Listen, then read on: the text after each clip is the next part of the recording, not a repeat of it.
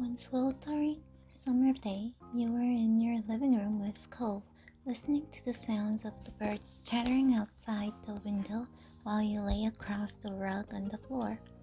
Cove's dad had dropped him off earlier, and your moms had left the two of you along with Lizzie to play amongst yourselves.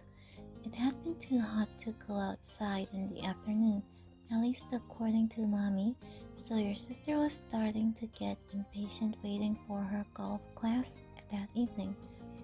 The three of you had trouble finding something fun to do. The beach and the playground were off limits, and you felt that it was too warm for anything like playing with your fuzzy toy animal. Then suddenly a light came to Lizzie's big brown eyes and her smile spread wide across her face. Having an idea gave her a new wave of energy. Since we're stuck inside, we should be adults. They don't play outdoors anymore anyways. They're always inside and telling everyone they're too busy to play. Why? Why? Duh. I said why. And it'll be fun, duh. What do they do inside that we don't, besides use the phone a lot? Excluding a small huff, Lizzie decides to ignore Cove. What do you Faye, what do you think? Do you want to? I don't know. Please, Faye? When have I ever had a bad idea? Whenever we play with you. I wasn't asking you.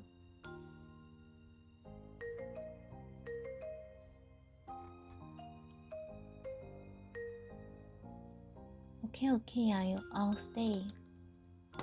I hope this is as fun as you're promising it'll be. Lizzie looked at you, deadly serious. It's the most exciting idea I've had all week. Satisfied that neither of you were about to bail on her, Lizzie thought over her options while you watched. After a few seconds, she clapped her hands together and beamed, apparently having settled on something without asking either of you. Okay, I'm gonna be a professional golfer. Faye, you and Cove can be a beach volleyball player, a gymnast, or a tennis player. Why can't we pick anything we want? Because I have a fun idea, that's why. And we'd have to play sports as adults? Yep. But there's other kinds of sports too. Right? It isn't the same. What do you think, Faye? Don't those choices sound super cool? You wanna be that, huh?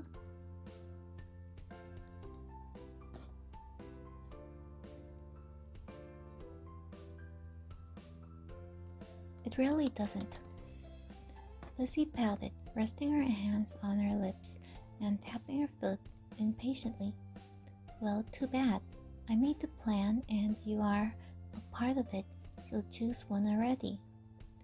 Cove was not impressed with Lizzie's attitude, though he didn't bother talking more about it for now. You thought over the list of possibilities: beach volleyball, gymnasts, or tennis. Out of all of them, you'd prefer to play tennis.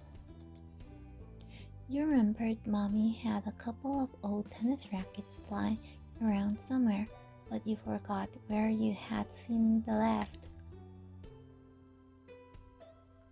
You could check the attic for them, although Lizzie probably wouldn't let you run off and do that now that she had you here. Yes, that was clearly the top option. I guess I'll be a tennis player. Alright. How about you, Cove? I picked volleyball. I should have known. Okay, so Faye, you're a famous tennis player, and Cove, you're a popular beach volleyball team. And Lizzie's ponytail bobbed when she proudly stretched her arms wide. "We're Olympic athletes who just completed in Olympics." Cove didn't seem all that impressed with the announcement. He made a face and adjusted the glasses on his nose. "That's really specific." Rude. That's what makes it fun. Anyway, Lucy marked back and forth in front of the both of you, getting lost in her own imagination. "I won all gold medals, and people are calling me the next Mickey Wright." "Who's that?" Lizzie stopped on the spot and turned on him, her brown eyes shining with impatience. "It doesn't matter if you know who she is. It's a golf thing. You guys won medals too." "Cove, your team was bronze, and Faye, you barely missed out on the gold and got silver. It's more real if we're not all first place."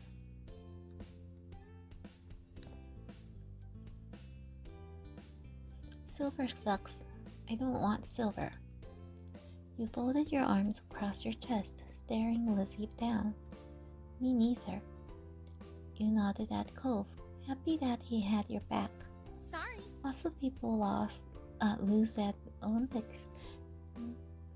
Them's the breaks." "Then you're the one who did it, not me."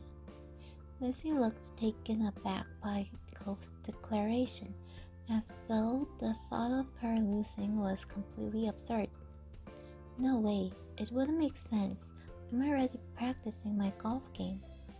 She took a golfing stance to make her point, pretending to swing her club and hit an invisible ball. "So what kind of house do you want to live in?" Cove hadn't changed his mind about winning, but thinking about where he'd live as an adult appealed to him, apparently because he looked back at Lizzie with some of anger fading. "I'm going to live on the beach." Lizzie made a face at him, poking out her tongue. "That's kind of boring. We already have that." "No, not like the normal house here with a street on it, right on the sand, by the water." Just like that, all the tension was back. You hadn't even had a chance to choose where you would want to live. "That's not very fun or smart, Cove. You can't live on a bunch of sand and shells." "But I want to, and I will." Cove narrowed his eyes at Lizzie, even though she stood half a head taller than him. "You didn't give out a list of things to pick from this time, so I'm picking that. Why are we even playing pretend if we can't imagine anything?" Geez, well, I'm gonna live in a mansion far away from here and far away from you. One with an indoor pool and a place to practice my award-winning golfing. It's not fair. How come you are yelling about mine when your idea is even more impossible?" Lucy's face flushed red, her hands balling into fists at her sides. "It is not impossible, and it's better than yours." Disagreements always seemed to crop up when the two of them were together, and you always felt like you were stuck in the middle. But when it came to the topic at hand, this time you thought, Cove was right. Cove's idea is good. You should say yours is the only one right. No one asked for your opinion. Cove granted you a small nod, which was a rare amount of acknowledgement from him. You didn't think it was that big a deal. You can swim whenever you want if you live on a beach. You can still swim anytime we want from where we live now. Being a little closer doesn't mean anything, says you. The two of them scowled at each other. You're being so unreasonable. You? I don't get what you want. This game doesn't make sense. Ugh. It does. You have to be realistic. I said that. But you're not. You had no idea what to do to make them stop at this point. It seemed like the two of them would just keep working together, each other up as long as they could. Nothing you'd said so far had kept them from being mad. Thankfully, like a greeting card angel, Mom walked into the room. Lizzie rushed to her, hanging onto the hem of her shirt and poking out her tongue at Gove. Lizzie, Faye, it's time to go. It's time to get ready to go. You alright with that? Sorry you have to leave already, Cove. Their mommy said she'll walk you home so you won't be left in the cold. Cove was there, still glaring at Lizzie, his face flushed red with anger. I can go by myself. But without giving Mom a chance to stop him, Cove stood up and stalked out of the room, shoulders drawn tight. Huh? Okay? Worried, Mom turned to look down at you and Lizzie. You two were playing nice with our new friend, weren't you? You told the truth. They were fighting, Cove and Lizzie, for the whole time. Your sister's jaw dropped, looking betrayed as Mom put both hands on her hips. Elizabeth, I told you to be kind to him. He's having a hard time right now. Lizzie's mouth closed back up, replaced by a tiny frown. I know, I tried, but he was... That's enough. No buts. We both know you can show someone a great time when you put your mind to it. We're going to apologize to Cove and his dad over the phone when he gets home from work tonight.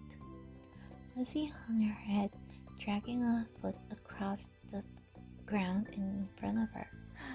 Okay, Mom. Good girl. You caught pieces of Lizzie sulking to herself about how it was his fault too, but it was over. Alright, we better get a move on. Let's go. Let's go, kids. Noel... Lani? Where did you leave the car keys? Mom hustled you all out the door, and you noticed during the car ride to golf practice that Lizzie was quieter than usual. She was usually the first one to request which music to listen to in the car, but she didn't say a thing. Your parents noticed she wasn't in the mood to be bothered. They gave her space, and Mommy just asked you what you'd like to listen to. You chose a song you knew Lizzie liked. Maybe that would cheer her up. You were happy to see it, but brightened her up right away, and she started singing along with you. Soon enough, her bad mood was a thing of the past. When the car ride was over, you spent the twilight hour watching Lizzie hit things with other girls her age. You didn't know much about golf, but you could tell that she really liked it, so you sat with your moms and tried to puzzle it out. It was nice sitting outside after being cooped up in the house all day, and you stretched out your legs to let the last few minutes of sun warm your skin. When the sun was finally out of sight, dipping behind the horizon, you all got ready to leave. Instead of going straight home, your moms took the family out to dinner. You went to a restaurant you had all been going to ever since you could remember. The whole afternoon had been a bunch of shouting you hadn't been able to stop, but you could kind of tell that All this helped Lizzie be less angry. The car ride home was quiet, with only the radio providing escape from silence. Lizzie had been in better spirits now, but the closer you got to your neighborhood, the more she wiggled in her seat and frowned out the window. She knew what was coming, and you all got back home. Clearly, she was dreading it. Soon enough, Mom was turning onto your street, then reversing into the driveway. Once she cut the ignition, it was dead silent.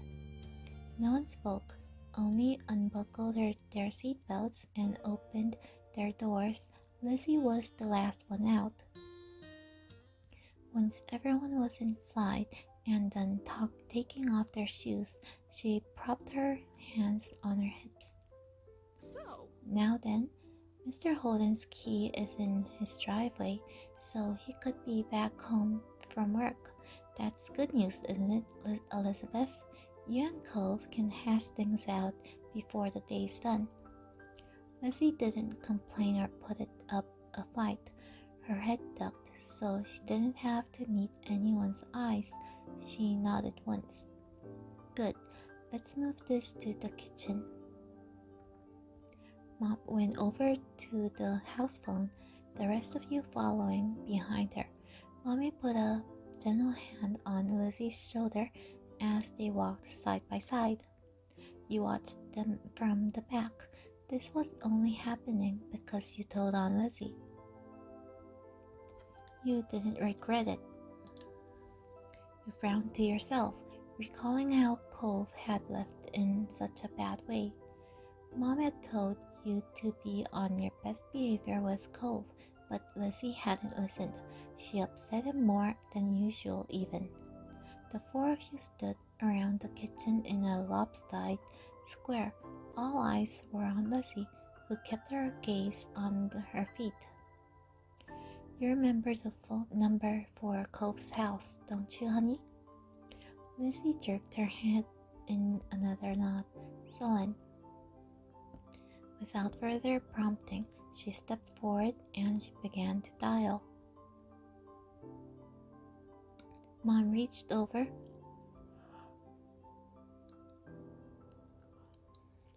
and pressed the button on the base. Suddenly, you could hear the phone ringing. She turned on the speaker. The phone rang a couple of times, then stopped. Mr. Holden's warm voice came from the other end. Evening, Holden residence. Lizzie looked over at Mommy, unsure. She nodded encouragingly. Hi, Mr. Holden. It's, Lizzie. Can I talk to Cove? Absolutely. Lizzie Madison? What a surprise. But of course you can say hey to the boy. He sounded cheery as usual, though it definitely meant it when he said it was a surprise. You thought hard, and you were sure that your sister had never called Cove's house before. Mom spoke up before Mr. Holden or Lizzie could say anything more. Her arms were crossed over her chest, her lips pursed. Hi, Cliff. Noelani? Faye and I are here too. Good evening. We're sorry to bother you so late. Hi. The gang's all here, huh? Is something the matter? His voice grew a bit concerned. Mommy was quick to reassure him. No, well, yes, but it's going to be okay. Lizzie and Cove got into a bit of a fight today. We were hoping that the two of them could talk and make up. Is this a good time for you and Cove? What? A fight? Cove didn't tell me anything about that when I came home. It does explain the funk he's been in tonight. He chuckled lightly. Despite that, it didn't seem like he really thought it was funny. Anyway, it's good. You didn't catch us at a bad time. I'll go grab him for you. There was something shuffling on the other side. He must not have gone far because you could still hear him calling out, "Cove, there's someone on the phone for you." After a bit of silence, there was more muffled talking from Cove's dad. "Come on, bud. Lizzie called just so she can talk to you." It took a bit of back and forth, though the conversation seemed one-sided since you couldn't hear Cove properly. Eventually, Cove took the phone from his dad. Hi. "Hello? Hey, it's Lizzie." "Yeah, I know, Dad told me." Cove's tone was defensive. Lizzie turned to Mom, scowling. One stern look from her, though, and Lizzie turned away. Sorry. "I just called to say I'm sorry for not playing nice with you today. I won't do it again." Lizzie's eyes were downcast, her voice low. You could tell she felt uncomfortable apologizing to Cove in front of everyone. She was still being genuine about feeling bad. Cove must have realized that too, because he sighed quietly. "I want gold." Lizzie was momentarily stunned, silent by the demand. You could understand why he did it. He had wanted gold too. "Alright, you win the gold." "Okay, I guess I'm sorry too." A sense of relief washed over everyone at his acceptance of the apology. Mom uncrossed her arms while Mommy's shoulders relaxed. Lizzie's eyebrows raised up. You wondered if she thought that he'd refuse her apology. "Dad, can I get off the phone now?" You couldn't see him, but it was obvious that Cole felt awkward about the situation. He had come off uncomfortable the entire time, really. Yeah, you can go back to your room if you want. Be sure to say goodbye first, though.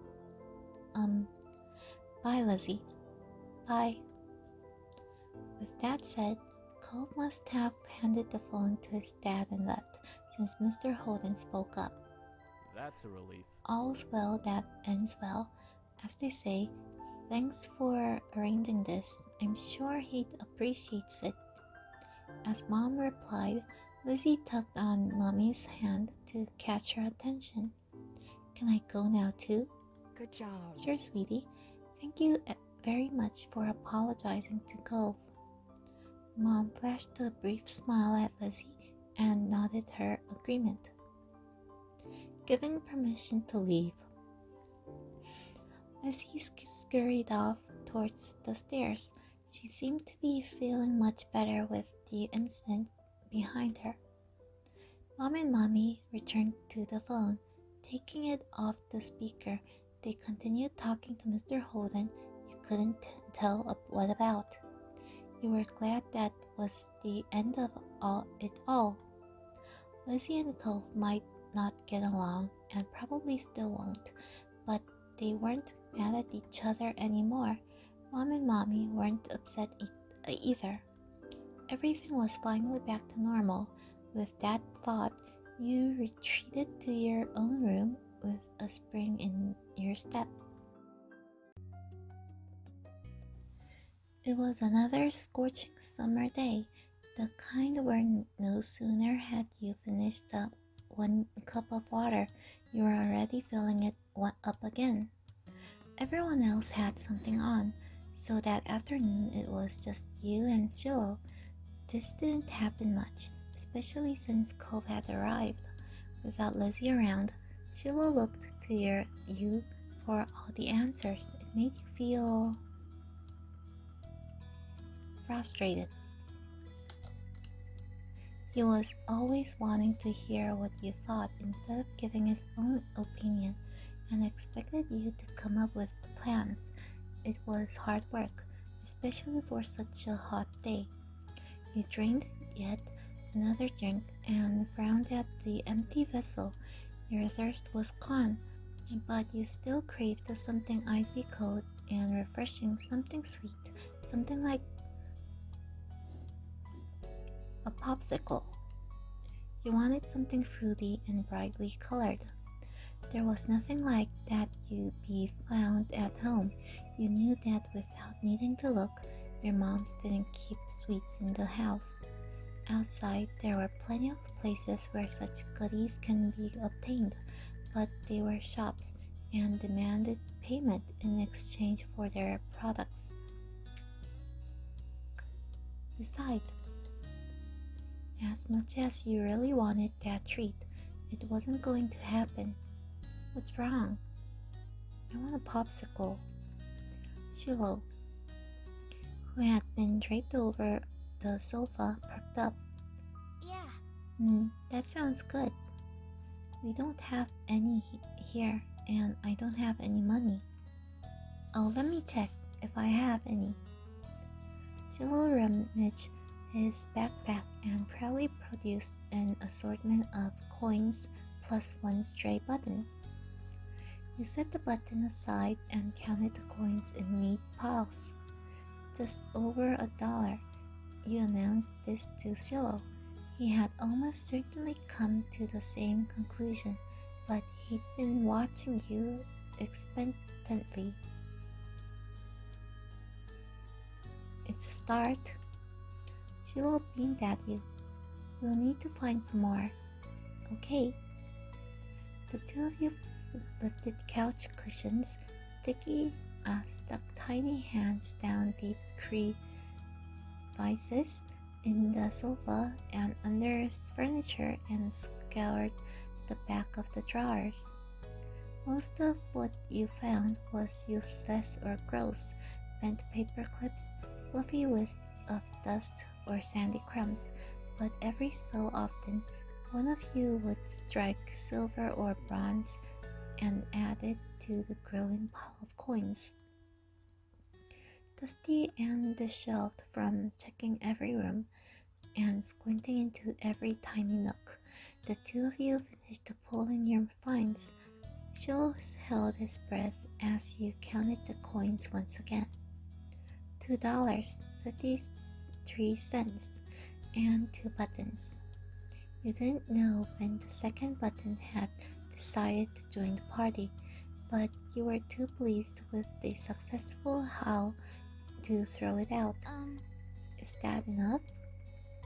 You figured he knew the answer without looking to for confirmation, but the thrill of your success and the reward that would follow canceled out any other feelings you might have had about that. Yeah.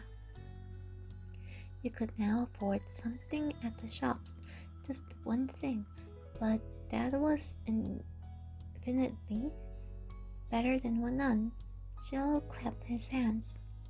Yay! The two of you dashed outside.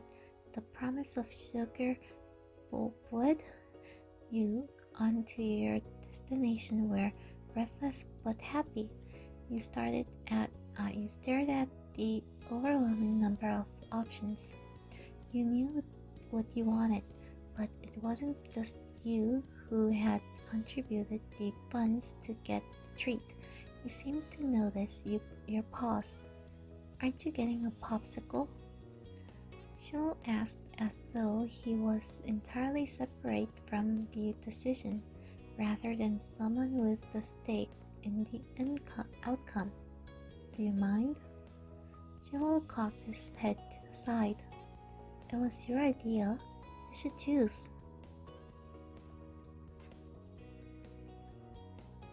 You went ahead and got what you wanted originally. You were thrilled that Shiloh wasn't going to be an obstacle between you and your original choice. Without wasting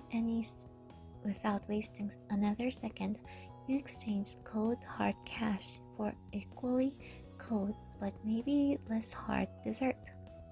Finally, the reward for all your hard work was in your hands. You sucked on the fruity popsicle you bought. The icy treat cooled you down perfectly, and the zesty flavor was refreshing. You held it out to Shiloh so he could take a turn. He shook his head.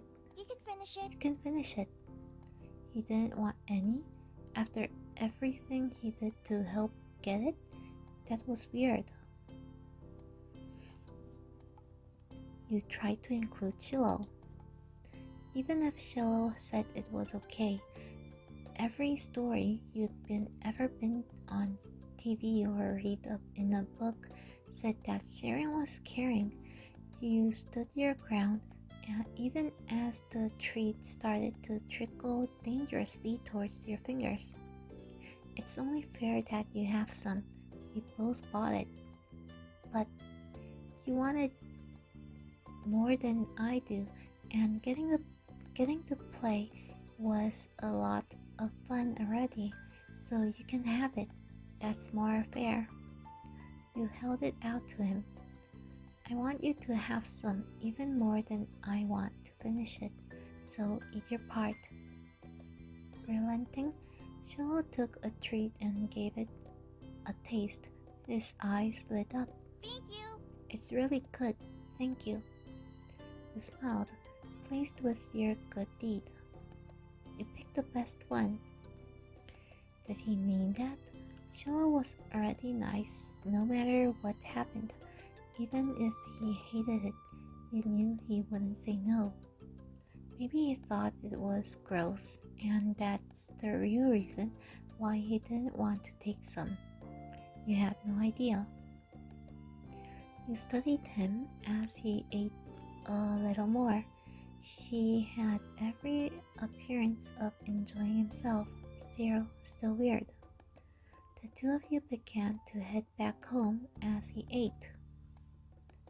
You walked side by side on the shore in silence, but your thoughts kept drifting to this boy beside you. Why didn't he speak up for himself? It was almost as if Shiloh didn't know how to say what he felt, or was too afraid of it too. You thought that was kind of sad. Not being able to talk to people isn't fun, and you didn't want to be the kind of person people were scared to tell their honest opinion to. You considered asking Shiloh about it, but if he couldn't give an opinion on something like ice cream, then he wasn't going to open up about this. You hoped for the best. Maybe you were wrong, or if you were right, maybe he'd feel better about it soon. Shiloh made you unsure about setting up a label on the experience on having afternoon with just him. There had been good times, and there had been confusing ones. You were positive of one thing, at least. The treat was delicious, and that was nice. The sun was low on the horizon as you returned to your neighborhood. There you spotted two very familiar figures up ahead, Lizzie and Cove. You opened your mouth to make your presence known to them just as you saw the tears on Cove's face. You walked straight over, Shiloh at your heels. Once there, you carefully asked about what happened. Without a time machine, the only way you were going to find out was by asking the witnesses. Lizzie might have done something, but she could have been in the wrong place at the wrong time, or even come to Cove's aid. You wanted to hear the whole story. Cove, what happened? Faye, I got yelled at. He took a deep, steadying breath. Some grandparents got mad at me. Oh, sorry. Lizzie jerked her head in the direction of the nearby house. Your heart sunk. You knew exactly what happened.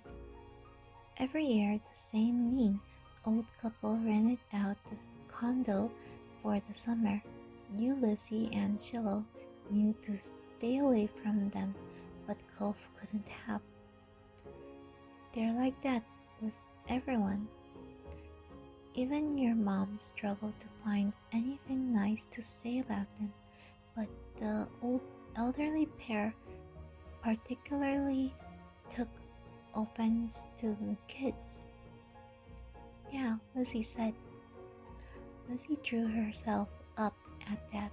She looked pointedly in your direction. Uh-huh. Uh-huh, I was helping. That's cool. Is there anything I can do? No. No, I'm just gonna stay away. Or you could teach them a lesson. There was a devilish glint in her face. What? You should ding dong ditch them. Go ring the doorbell and run. It'll be a great cause.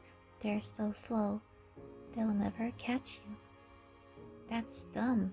I don't want to go near them ever again. You're just saying that because You're saying that because you're a chicken. cluck cluck chicken. Cove glared, but didn't take the bait. Lizzie turned to you. You're not a chicken, are you?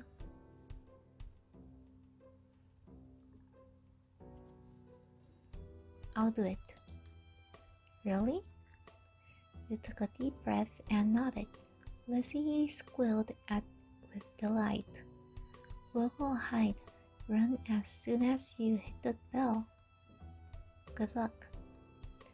Lizzie and Shiloh ran across the road to make shelter in the bushes.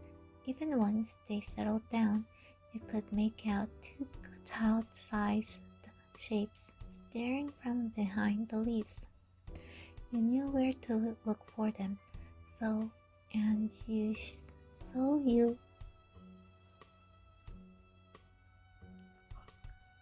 told yourself that the grouchy old people wouldn't spot it. Cove sighed, his gaze flicking to the house and then back at you. Don't get caught. It'll be okay. He went to join Lizzie and Shiloh in their hideaway. The weight of 3 pairs of eyes on your back was heavier than anything you'd carried before as you approached the door. You hesitated as you reached for the doorbell. Then you rang it.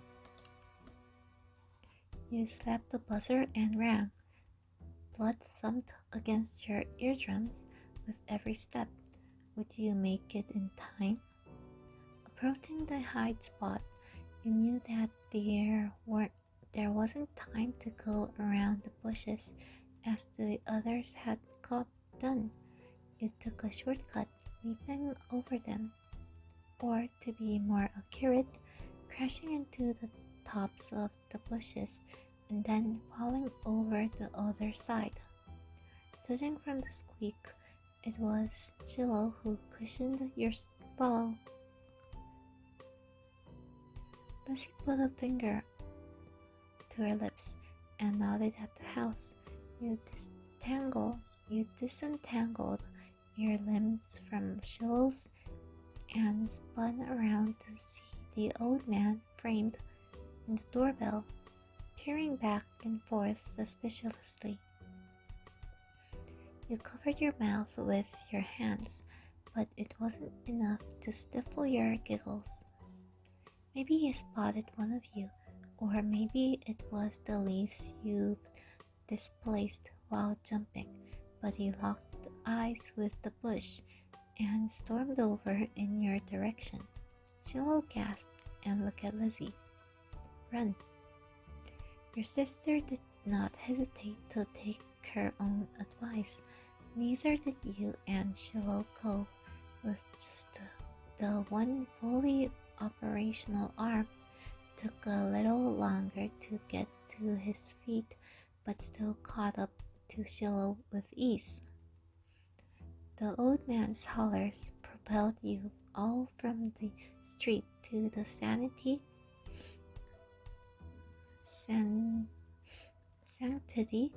of the hill. Only once you were safe did you notice the stitch in your chest and the ache of your legs. You flopped down, the blades of grass tickling your face. Lizzie, who had taken the lead in the end, was already lazing on the ground. The four of you took a moment to catch your breath and enjoy the feeling of cool grass against your skin. Cove. Hey, Cove. Cove lifted his head. I told you there were mean grandparents round here. Cove rolled his eyes, then decided this wasn't dismissive enough and rolled his whole body away from your sister. Lucy chose to ignore his response and started chatting to Shiloh, who eagerly joined in the conversation. In the back of your mind, you knew you'd be second fiddle again to Shiloh once Lizzie came around. It always went like that. And it was fine, you thought. Shiloh could prefer Lizzie as much as he wanted to. You closed your eyes, laid on your side, and relaxed. Some time passed with you like that. It felt good to take a real break. You moved onto your back with a small smile and looked at the darkening sky. The blanket of clouds reminded you of a thick throw you curled under on cold, rainy days. You wondered if the clouds would be as soft. Then lazily folded on by, splitting from each other, merging and morphing into new shapes. You saw a dolphin. You saw a dolphin leaping through the sky. You nudged Cove and pointed to it. Look, a dolphin. Cove joined you in gazing skywards. Yeah, I see it. Really? No, but I like dolphins. Hey, he chuckled at your reaction.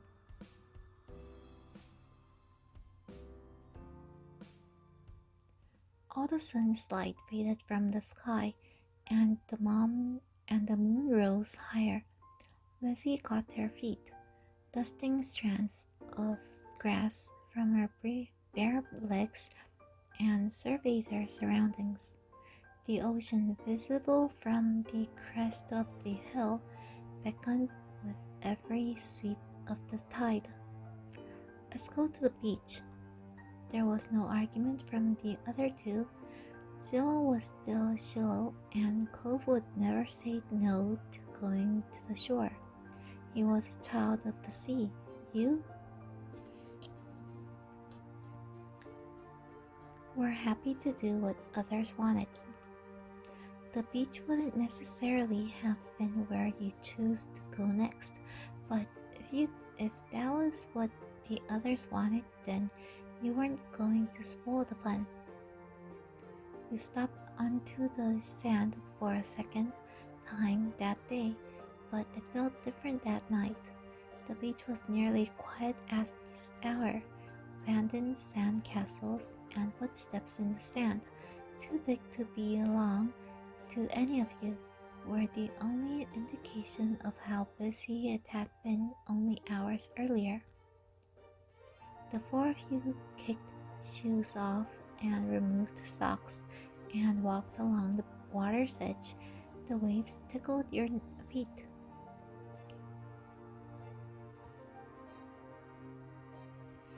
I wonder what would happen if you tried to take a bath in the ocean with shampoo and everything. That wouldn't be bad. That would be bad for the fish. Jeez. I didn't say anyone would do it.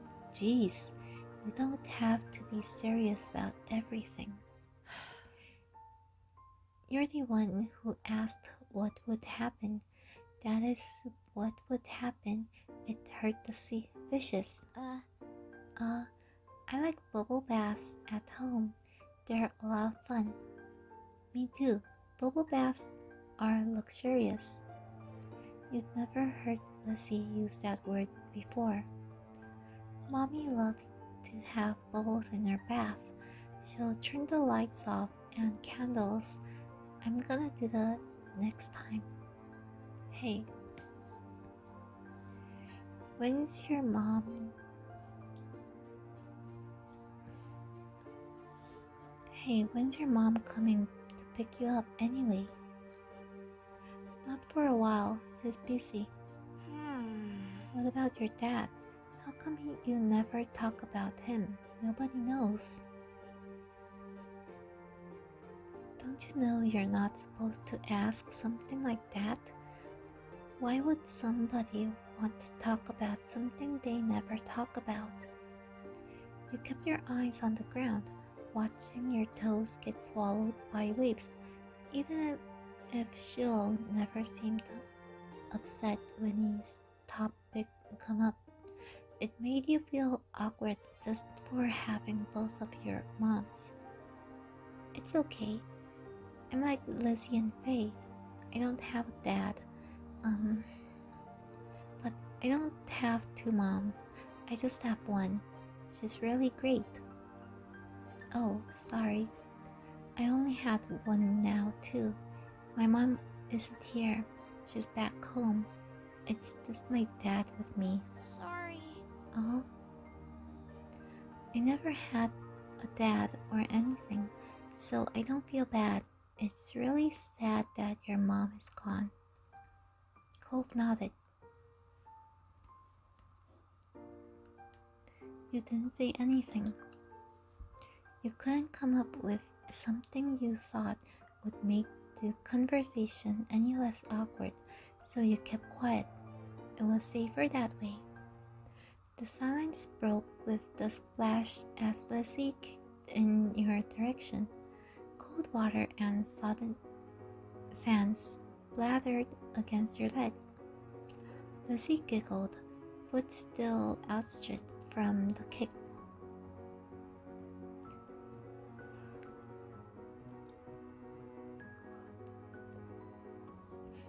Cove joined in, striking the incoming waves to make a splash of his own. Shiloh scurried out of Cove's spray zone with a grin. You made a run for it. You were already too dirty and wet for comfort. Nothing that happened there would feel as good as getting dry. You got out of the water before anyone could catch you again. Perching out on a rock, you scraped the wet sand from your legs as you watched the others. The sand came away in thick chunks at first, like a clay, but where it had been thinner, it had already dried and clung to your skin. Cove and Lizzie were rentless. Shiloh mostly just dodged. Ah! Shiloh's brief exclamation was drowned out by the biggest splash yet, caused by him falling face first onto the ground. That would have been bad enough without the wave that followed, cascading over his prone body. Shiloh sat up, shaking his head like a dog coming in from the rain. As you all hurried over to check on him, his hair was plastered to his head and his soaked clothes clung. If there was any part of him that was still dry, you couldn't see it. That was crazy. Are you okay? Yeah, my foot got stuck and I fell over. You dumb Way to go, Shiloh, you dumbo. You offered him some help. Shiloh didn't take your outstretched hand. After a moment, you dropped it. Lizzie was too busy snickering to notice and held her hand out to Shiloh too.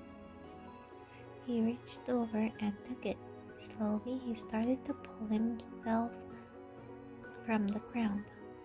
Then he slipped on the slick sand, dragging him and Lizzie down just in time for another wave to hit. The water rolled over them. Sorry. Sorry. What were the odds of that happening twice in a row? You thought they must be low, but there's no way Shiloh would do something like that on purpose, then pretend it was an accident, especially not to Lizzie. Even if your relationship with Shiloh felt unclear, he did at least like her a lot. Lizzie was his favorite, right? Smiling boldly, Lizzie extracted herself from the ground and wiped a streak of sand from her cheek. She didn't intend to let this embarrass her. Shiloh got up again as well, this time without incident. He still looked like a drowned puppy, but that didn't stop Cove laughing at the two of them. With that, it was time to call it a day. The four of you made the journey back home, leaving a trail of wet footsteps and sand in your walks. Damp clothes may have weighed down some on the group, but your spirits were high. Your arms swung side to side as a cold breeze flowed past. Your moms were outside, chatting to Cove's dad. We're back.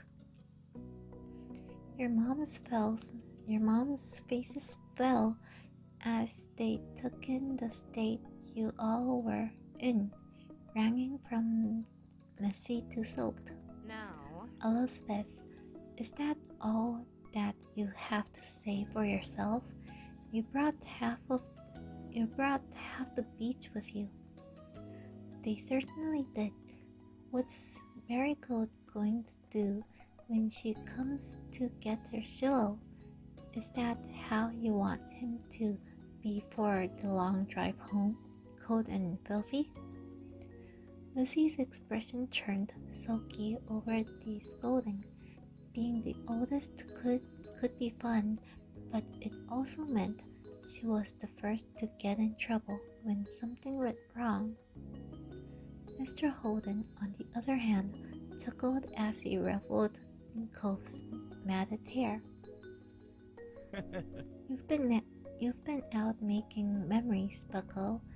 I'm glad you had a good time with your friends. Cove used his slightly moist cast arm to push his dad off. Mr. Holden's eyes widened when he noticed even Dad had gotten wet.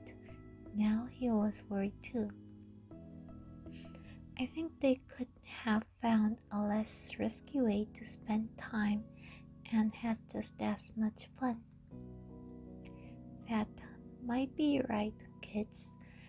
What can you do? Come on, Cove. Let's go get you cleaned up and dried off.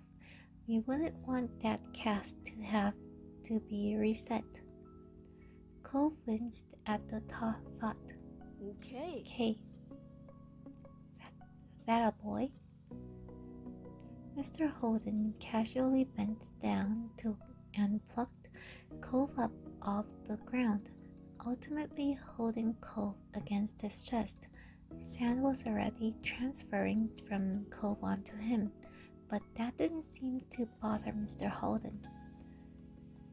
Cove protested being carried, but only got a reassuring pat on the back for his trouble. take care. Good night, Cove. Thank you for the talk, Cliff. Night, Madison family, and Shiloh too.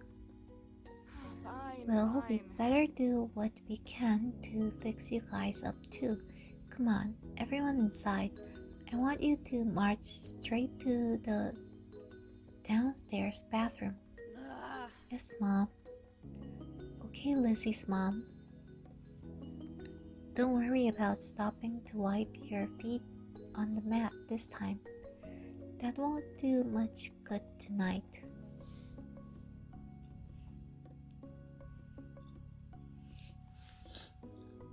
Sitting on an old beach towel your mommy had found, you waited in the hall until you were less sandy.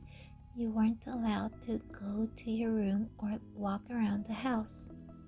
But you did get to eat a sandwich for dinner there.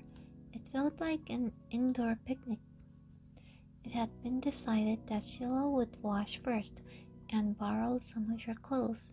He was already finished and packed away in his mommy's car. Miss Fields had come to collect him a little while ago. It was a bit of a funny experience seeing him without that hat on for once. Lizzie, being much more soaked than you, got to go in the tub next. It wasn't a bubble bath as she had hoped. This was a no one allowed cleanup section. At least, that's what she claimed. Not much longer, and it would be your turn. When the bath was done, you'd have to go right to bed. After a day like this, though, you were glad there weren't going to be any further events. Drifting off to sleep sounded like a great idea.